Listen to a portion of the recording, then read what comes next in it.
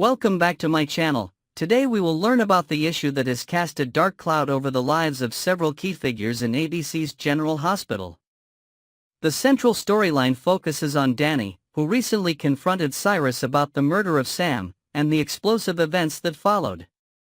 In order to better understand the circumstances surrounding the confrontation and its dire consequences, we must look at the tense relationship between Danny, Jason, and Cyrus, as well as the lengths to which each of them will go in pursuit of their aims.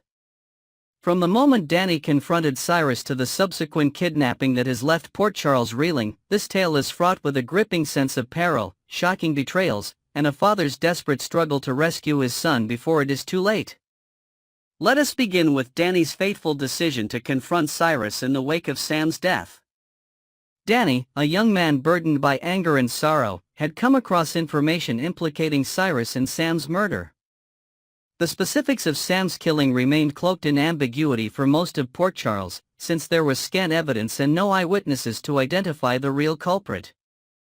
However, Danny, fueled by his grief and determined to seek answers, allowed his rage to override the caution that might otherwise have guided him away from a confrontation. In an impulsive but understandable act, he tracked down Cyrus, a man with a dark past and a rumored penchant for violence, determined to accuse him face-to-face of murdering Sam. The tense meeting took place in a setting that was anything but neutral, a location loaded with undercurrents of danger and unpredictability. When Danny arrived, he wasted no time in launching into an angry tirade.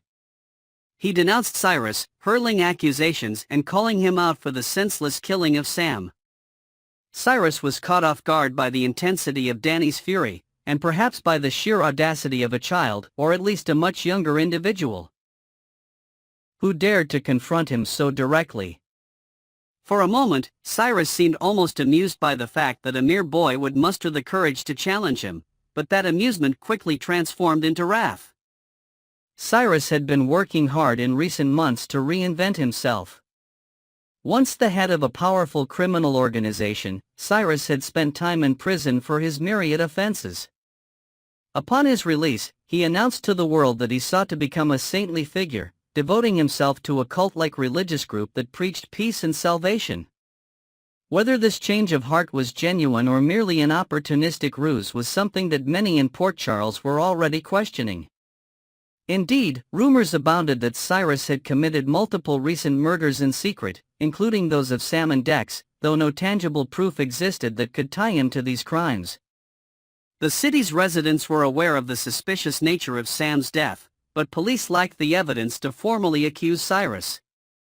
Despite his claimed religious rebirth, whispers said that Cyrus was continuing to eliminate those who posed a threat to his so-called ministry, maintaining the same ruthless tactics he had used in his previous life of crime. In fact, it was widely believed among certain circles that the disreputable murders had Cyrus's fingerprints all over them, metaphorically if not literally. These suspicions, of course, fanned the flames of Danny's anger, for in his mind, Cyrus's pious facade was nothing more than a blatant cover for the same heartless villainy he had always practiced. By confronting Cyrus so directly, Danny essentially tore away that thin veneer, prompting Cyrus to reveal the darkness lurking within. In the heated confrontation, Cyrus quickly ran out of patience. Danny's harsh words and accusations struck a nerve, and in a flash of rage, Cyrus prepared to deal with him physically. It was one thing for adults in Port Charles to question Cyrus from afar or murmur about him behind closed doors, but for a child, someone half his size and presumably powerless, to accuse him in person was too great an insult for Cyrus's pride to bear. The transformation in his demeanor was swift. A moment before, he tried to maintain the aura of a calm spiritual devotee, but now his mask slipped, revealing the hardened criminal beneath. Sizing Danny up, Cyrus decided the time had come to teach him a lesson. He raised his hand to strike or threaten to pin Danny to the wall. Reports differ as to the precise nature of the assault. Danny, standing on the precipice of violence, braced himself for a blow that could have hospitalized him, or worse. Then, in the nick of time, Jason appeared. Having grown wary of Danny's determined search for answers, Jason had been quietly following him, worried that Danny might do something reckless, concerns that proved entirely justified. Catching Cyrus in the act of cornering Danny, Jason intervened with lethal confidence, threatening to kill Cyrus on the spot if he dared to touch Danny again. There was a visible fury in Jason's eyes that spoke to the lengths he was prepared to go to protect the young man who had become like a son to him. For Jason, it was not only a matter of saving Danny from immediate danger, but also of drawing a line in the sand against a man he suspected, just as Danny did, of being behind Sam's murder. By threatening Cyrus so overtly, Jason placed himself squarely in Cyrus's crosshairs. Yet, Jason's arrival spared Danny from physical harm, at least in that moment. Had Jason delayed even a few seconds, the confrontation might have ended in violence. Cyrus, forced to abandon his plan to retaliate against Danny, glowered at Jason with a hatred that was clear for anyone to see. This moment marked a turning point for Cyrus. Humiliated and enraged by having to back down from an altercation with a teenager, he vowed to exact revenge upon Jason and Danny for daring to stand against him. This vow was far from idle talk. Cyrus was no mere petty criminal, he was a man who had once ruled a widespread criminal enterprise, who had ordered hits and manipulated entire networks of underlings to do his bidding. Though outwardly proclaiming a new leaf, a reformation guided by his cultish faith, Cyrus still retained the cold cunning and capacity for cruelty that had made him a fearsome figure in his earlier days. Now, with his facade cracked by public humiliation, it seemed certain that Cyrus's darker impulses would be unleashed with renewed ferocity. After that fateful confrontation, tensions continued to smolder beneath the surface. Cyrus bided his time, quietly plotting retribution. Meanwhile, Jason, satisfied that he had safeguarded Danny from immediate harm, remained on high alert. Danny, although relieved by Jason's intervention, kept wrestling with unresolved anger over Sam's death. Both Jason and Danny realized that their victory in that alley or that empty lot, wherever Cyrus had cornered him, was purely temporary. Cyrus was not the type of adversary to let a perceived slight slide without repercussion. However, Jason's knowledge of Cyrus's ambitions was largely incomplete. He had no way of anticipating the next cunning move. He was certain that Cyrus would not hesitate to commit violence again, but he never expected the ruthless step that Cyrus would take. That step came on a seemingly ordinary day, when Jason left Danny alone at home for a short while. The place was considered safe, as most would assume that no one would dare mount a brazen incursion into Jason's territory. But Cyrus seized upon precisely this moment to implement his revenge. Under the cloak of anonymity, maybe aided by one of his loyal cult members, he managed to sneak into Jason's house and kidnap Danny. The struggle that transpired left signs scattered across the dwelling, overturned furniture, slight traces of a scuffle, enough to inform Jason that Danny had not gone willingly.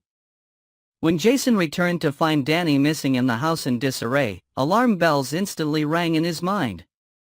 His initial reaction was one of controlled panic, the kind that demanded immediate, decisive action rather than emotional paralysis. He pieced together the evidence in seconds, concluding that Cyrus had followed through on his unspoken threat. The fatherly instincts in Jason flared up, and with a mix of adrenaline and dread coursing through his veins, he did what he had to do. He contacted the police, alerted his allies, and set the wheels of a rescue mission in motion. Dante, a police officer of notable skill and integrity, responded to Jason's call. He examined the scene, recognizing that there was every indication a kidnapping had occurred, but was swift to point out that under the constraints of the law, he lacked any hard proof tying Cyrus to the kidnapping. While it was widely known that Cyrus harbored resentment toward Danny, and, by extension, Jason, circumstantial evidence alone would not suffice to obtain a warrant or press charges. Much to Jason's frustration, Dante explained that the police needed more than suspicion, they needed concrete evidence of Cyrus's involvement. Jason, seething, could scarcely contain his impatience as Dante enumerated the legal barriers. For Jason, the notion of waiting for official processes to play out while Danny's life hung in the balance was untenable. The labyrinth of legal formalities felt like a mockery of justice, especially given the widely held suspicion that Cyrus had been responsible for Sam's murder, Dex's disappearance, and possibly other killings as well. Filled with outrage and spurred by paternal concern, Jason decided to confront Cyrus directly. He sought him out, determined to extract Danny's whereabouts by any means necessary. The confrontation that ensued was a tightly wound affair, with Jason demanding answers and Cyrus affecting an air of composure. Cyrus lied without hesitation, feigning ignorance about Danny's location or even knowledge of his disappearance. He maintained that he had never laid eyes on Danny since their prior altercation, claiming that Jason was unjustly accusing him. The tension was electric as the two men stared each other down, each fully aware of the other's capabilities. Jason, intimately familiar with deception, discerned the falsehood in Cyrus's every word. Despite lacking overt proof, he recognized from Cyrus's dismissive tone and the flicker in his eyes that his greatest fear was true. Cyrus had Danny. Having failed to secure a confession, Jason left the meeting, more resolute than ever to save Danny by any means necessary. The knowledge that Cyrus might harm or even kill Danny weighed upon Jason like a millstone. The fatherly bond, strengthened by the memory of how Sam's murder had devastated them all, fueled Jason's resolve. He would not let Danny become yet another casualty to Cyrus's twisted brand of cruelty or misguided religious extremism. Indeed, Jason well understood that the clock was ticking. As for Cyrus, he remained consumed by bitterness and an appetite for revenge that overshadowed whatever spiritual veneer he had cultivated upon leaving prison. Determined to punish Jason for his humiliation, and perhaps even intending to use Danny as a pawn in a scheme to bring Jason to heel, Cyrus appeared poised to escalate the situation even further. Rumors began circulating around Port Charles that Cyrus might plan to brainwash or leverage Danny in some sinister ritual connected to his cult. Others speculated that Cyrus aimed to lure Jason into a fatal trap by exploiting Jason's fatherly instincts. These whispers, whether grounded or not, heightened the sense of looming calamity. Meanwhile, Dante redoubled his efforts, quietly building a case against Cyrus. He interviewed potential witnesses, scoured for camera footage, and pored over phone records in the hope of pinpointing a thread that would tie Cyrus definitively to Danny's kidnapping. The process, however, was agonizingly slow, time that Danny did not have the luxury to wait out. As each day passed without any contact from Danny, the tension in Jason's world mounted to an almost intolerable pitch. The entire city held its breath, well aware that each passing hour increased the likelihood that Cyrus would make a drastic move. In the midst of all this chaos, speculation abounded as to what strategy Jason might employ to retrieve Danny. Some believed Jason would gather a group of allies, stage a covert rescue mission, and storm Cyrus's safe house. Others wondered if he might attempt a more calculated approach, perhaps using blackmail or forging an uneasy alliance with another formidable figure in Port Charles.